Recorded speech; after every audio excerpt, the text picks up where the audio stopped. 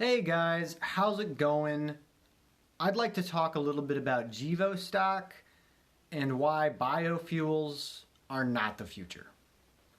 Okay, so the reason biofuels are not the future is simply the inputs are too intensive compared to electric and hydrogen power, right? So we power our cars with electric. It's it's far cheaper to do that than it is to produce a biofuel and power our vehicles with biofuel. Far cheaper. So that's one point. That's not the main point though. The main point is that when we power our vehicles with biofuel, we're essentially powering them with the Earth's natural resources. We're mining the Earth's natural resources so we can fuel our vehicles, rather than mining the Earth's natural resources to feed our people, right? We don't really have another way of feeding people other than farming, other than agriculture, other than planting crops. And basically, there's a lot of environmental damage that comes from that. It comes from intensive agriculture, a lot of environmental damage. And by the way, I work in government agency for natural resource management and conservation, and so I have experience working with agricultural producers, so I'm very in tune to this stuff. All right, so I know this stuff firsthand. Okay, so what happens is we're taking a resource that we need to produce food for the planet, and we're using that instead to fuel our vehicles. We can't produce food any other way as of yet, right? Eventually we may be able to get to a point where we can just develop the foods in a lab, just basically grow them in a lab. We're not there, and at that point, things will change. That's way in the future, right? Right now, it does not make sense. Actually, right now, biofuels kind of make sense. In the future, in the next 100 years, it's not gonna. Now, we're not talking about growing lab-based meats. That's way in the future, and that might change the game a little bit, but we don't have that technology yet. And to be honest, I still don't know if it's gonna make sense, because from an economical point of view, that's probably gonna be more expensive than just solar. I mean, solar is very cheap, inexpensive, it's efficient, and it's low maintenance. There's very few environmental impact on that. Biofuel actually has a significant amount of environmental impact. You think it doesn't? It does, because you're mining the Earth's natural resources for it. You're doing intensive agriculture to produce these biofuels.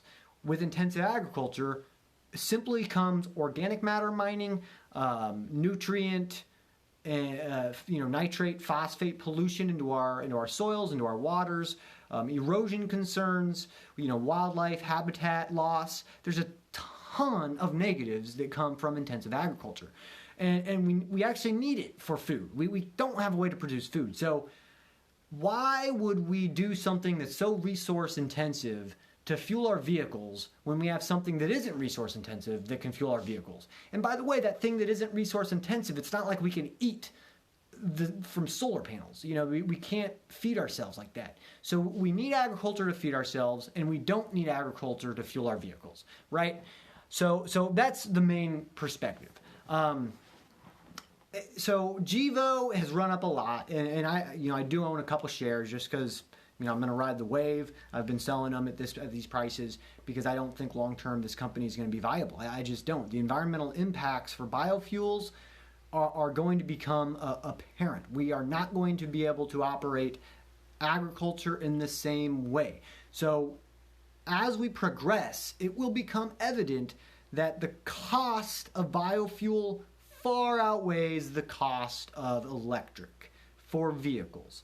Now, there may be some other applications. For example, I could see higher intensity things like rockets, jets, those type of things. Electric may not be viable, so you're going to need some sort of fuel. That's fine. It's going to have its place. That's a small niche, though, right? That's a small niche. I guarantee you this run-up is not expecting them to just take hold of that niche. They're expecting this to be big in the consumer vehicle industry as well. And it just this is going to cause more harm than good. If we were just doing this as a first step to get to electrification, fine, and maybe that's what we're doing because we do have the infrastructure to support a more fuel-based system. We've got tons of combustion vehicles out there, ton of liquid fuel stations. So, this sort of meets our current infrastructure right now, but that's never been a reason to do something. The reason to do something is because it makes the most sense, because it's going to solve our problems. And it's not. It's going to lead to more climate change as we continue to do intensive agriculture, as we continue to take land out of its natural community. So we're taking forest away and we're putting it in a diverse forest, a diverse prairie, a diverse ecosystem. We're putting into a monoculture, a single species of crop, nothing else. The environmental impacts on that are massive.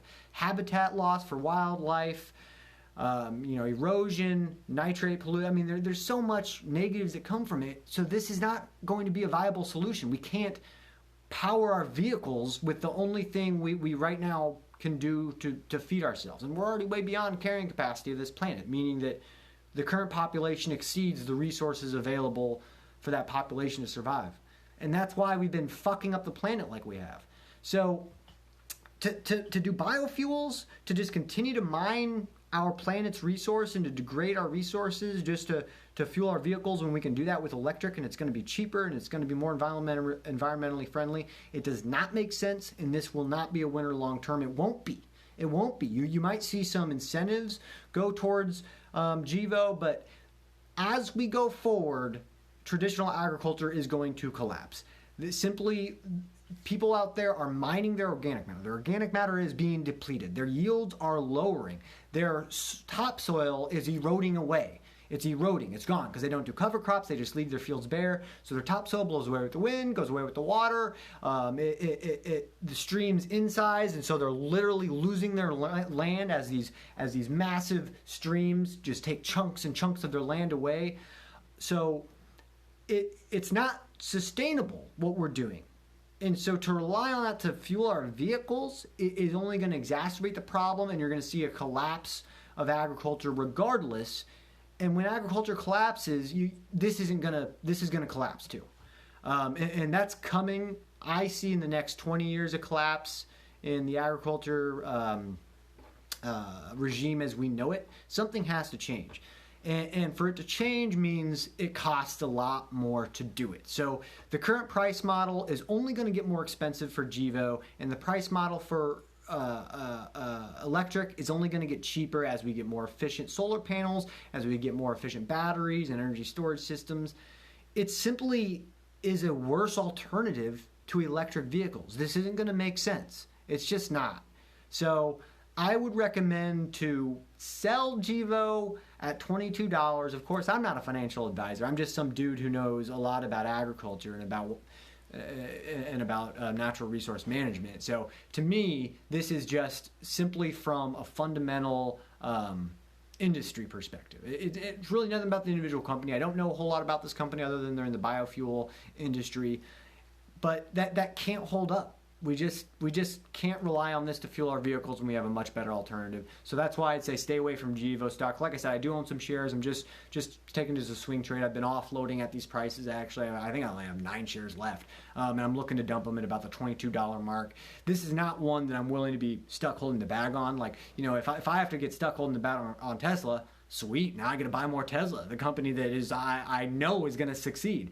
GEVO, I don't think is going to succeed. So if this thing crashes, I'm not going to want to hold shares long term. So that for that reason, I would recommend starting to offload your shares. If you really like this company, let me know why. I know you think biofuels, it's like, oh, that's better. That's a better alternative for the environment, but it actually is very environmentally costly.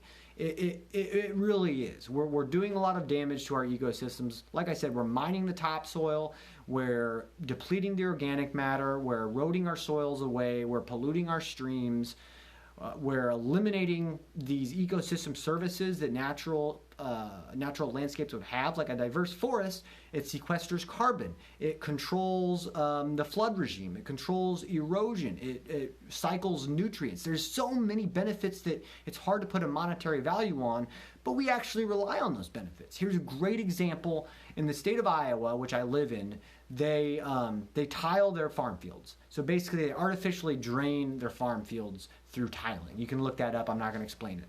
And what that does is it provides a direct path for their fertilizers, which are nitrate and phosphate, which are pollutants in our water, to the streams. There's no filtration there. It doesn't run through the soil and filter out naturally. It goes through a pipe into our stream. That comes downstream, and then the city of Des Moines actually had a massive lawsuit because they're spending millions to treat the water.